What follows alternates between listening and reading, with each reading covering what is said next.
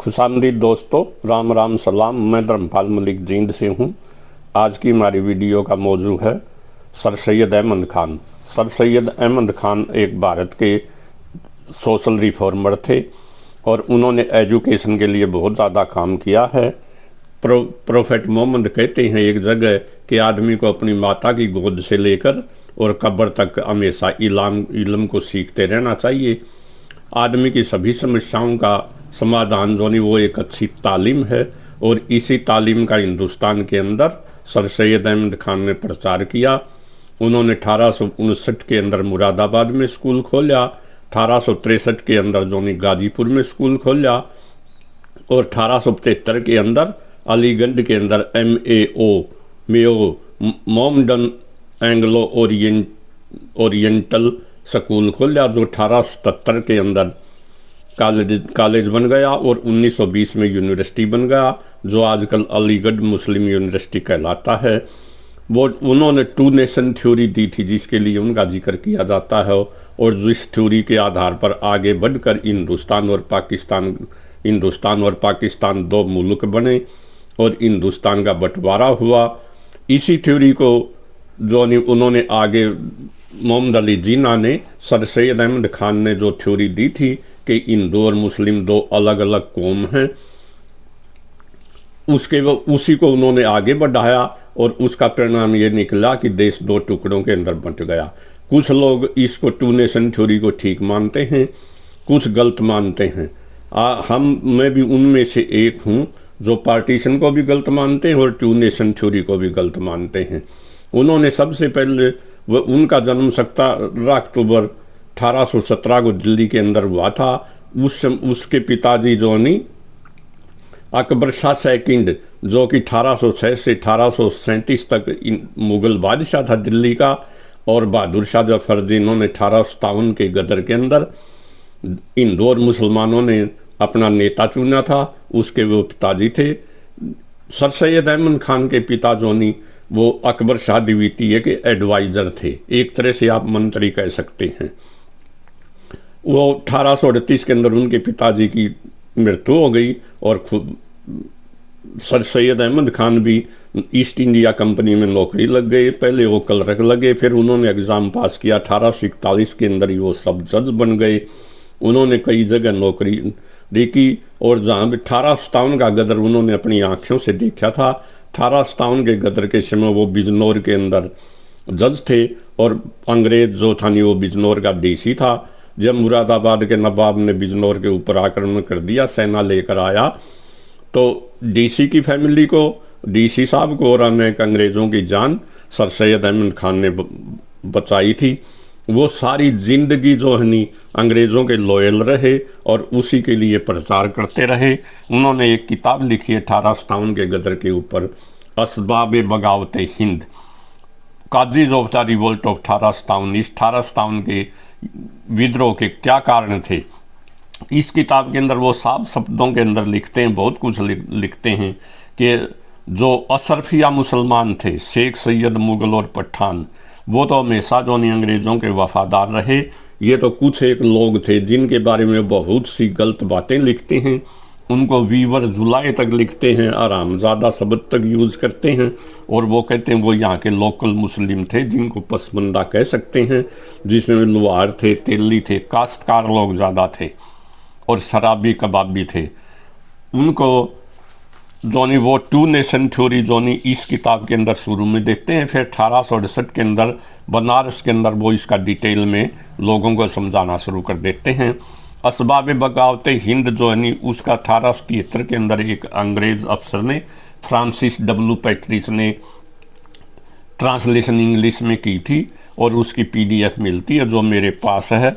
मैं आपको ये बताता हूँ उन्होंने कहाँ दिया है।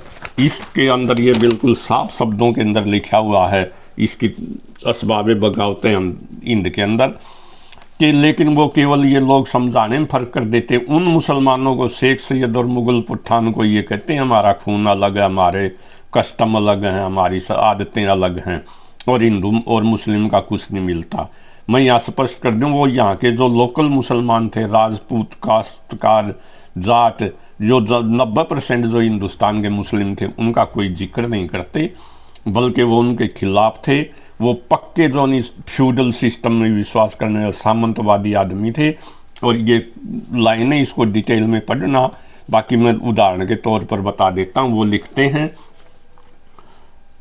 It must be borne in my mind that the bird of the Mohammedan conquerors, Mohammedan विजेताओं, मुसलमान विजेताओं का जो बारिश आए, and that of the people of the country was not the same, हमारा खून एक नहीं है, that their faith was not the same, अब उनका जो नहीं फेथ धर्म भी एक नहीं है, their manners and customs not same, उनकी आदतें और उनके रीति रिवाज भी एक नहीं है, that in their hearts the people did not like them, और इस देश के लोग बारी मुसलमानों को पसंद भी नहीं करते, and that at first these was little और नो अमालगेशन ऑफ द टू, इसलिए दोनों कहीं भी नहीं मिलते। और इसी थ्योरी को 1868 के अंदर आगे बढ़ाते हैं बनारस के अंदर, और फिर जोनी मोहम्मद अली जिन्ना ने जोनी इसी थ्योरी के बेस के ऊपर पाकिस्तान बना दिया। लेकिन हम तो उस इलाके के हरियाणा के रहने वाले हैं जहाँ पर जोनी मुस्लिम राजपूत जिनको रांगड़ कहते थे वो एक बड़ी तादाद के अंदर रहते थे। उनके गांव के गांव थे, एक ही गांव के अंदर हिंदू राजपूत और मुस्लिम राजपूत रहते थे। उनका गोत्र भी एक था और उनका दादा भी एक था, उनका खून भी एक था, उनके रीति रिवाज भी एक थे, सिर्फ धर्म अलग था। इसलिए मैं टू नेशन थ्योरी को ठीक नहीं मानता। और यही कारण है कि वो आज तक भी पाकिस्तान में 1947 में पार्टीशन के समय चले तो गए, लेकिन आज तक भी वो दुखी हैं। उन्होंने दिल से पाकिस्तान को एक्सेप्ट नहीं किया है। इसी प्रकार वो अंग्रेज़ों को समझाते हुए कहते हैं कि आपके रिवोल्ट का एक कारण ये भी था, आपने लड़कियों में एजुकेशन फैलाई, वो लड़कियों की एजुकेशन के खिलाफ थे। और वो कहते थे कि हमारा मुसलमानों का पर्दा सिस्टम है और अशराफिया मुसलमानों की औरतें जो नहीं वो काम नहीं करती। एक बार उन्होंने 20 अप्रैल 1894 को जो नहीं जालंधर के अंदर भाषण भी दिया था। उन्होंने कहा था कि हमारी लड़कियां अगर इंग्लिश स्कूलों में पढ़ेंगी तो पोस्ट ऑफिस में लगेंगी तो और तार विभाग में लगेंगी, जबकि हम इस हक में हैं कि लड़कियों को केवल मदरसे की तालीम दी जाए। इसी प्रकार वो पसमानदा मुसलमानों के भी एजुकेशन के खिलाफ थे। सन 1892 के अंदर जो यहाँ के लोकल मुस्लिम थे उन्होंने बरेली के अंदर एक स्कूल खोला था और उन्होंने जो सर सैयद अहमद खान को बुलाया और उन्होंने कहा कि ये स्कूल में बच्चे किसके पढ़ेंगे। तो उन्होंने कहा यहाँ के लोकल काश्तकारों के, दुकानदारों के, छोटे किसानों के। तो सर सैयद अहमद खान ने कहा नहीं, इस स्कूल को बंद कर दो, काश्तकारों के बच्चों के को तो केवल मदरसों में जाना चाहिए। उन्होंने इंग्लिश शिक्षा का प्रसार तो किया, स्कूल भी खोले, लेकिन नोट करने वाली बात है वो केवल जागीरदारों के बच्चों के लिए और नवाबों के बच्चों के लिए थे। ये जो नहीं उन्होंने ये भी कहा कि इन अंग्रेज़ों की गलती थी हिंदू और मुसलमानों को मिलाना, इकट्ठे फौज में लाना, उनका लंगर सिस्टम अलग अलग इकट्ठा चलाना। लंगर जब वो एक बैग में रहते थे, एक तंबुओं में रहते थे, एक जैसा खाना खाते थे, एक लंगर, तो उनकी अनटचेबिलिटी ख़त्म हो गई और उनमें भाईचारा कायम हो गया। इसी किताब में पेज नंबर 50 के ऊपर वो उदाहरण देते हैं। वो लिखते हैं, Nadir Shah conquered Khorasan and became master of the kingdom of Persia and Afghanistan. Nadir Shah ने जो ने अफगानिस्तान और ईरान को जीत लिया। ही invariably kept the two armies at equal strength. The one consisted of rather one composed of Persians and Kurds and the other was composed of Afghans. When the Persian army attempted to rise, the Afghan army was at hand to quell the rebellion and vice versa. The English did not follow this precedent in India. वो लिखते हैं, नादिर शाह का उदाहरण देते हैं कि नादिर शाह ने जब ईरान और अफगानिस्तान को जीता तो उन्होंने जो है नी उसने 2 सेनाएं बनाई, एक में केवल ईरान के लोग थे, दूसरी में अफगानिस्तान के लोग थे, और वो दोनों को मिलने नहीं देते थे। जब ईरान में जो नहीं रिवोल्ट होता तो अफगानिस्तानी सेना को भेजते थे और अफगानिस्तान में होता तो ईरानी सेना को, ताकि लोगों को कोई सिंपैथी ना हो, रगड़ा लगाए। इसलिए यहीं से अंग्रेज़ों ने डिवाइड एंड रूल की नीति अपनाई। 1857 में हिंदू मुस्लिमों ने इकट्ठी लड़ाई लड़ी और बहादुर शाह को दोनों ने अपना नेता माना। लेकिन उसके बाद डिवाइड एंड रूल ये अंग्रेज़ों के दिमाग के अंदर केवल डालने वाले सर सैयद अहमद खान थे कि हिंदू और मुस्लिम को आपस में लड़ाओ और राज करो। ये एक जगह जो नहीं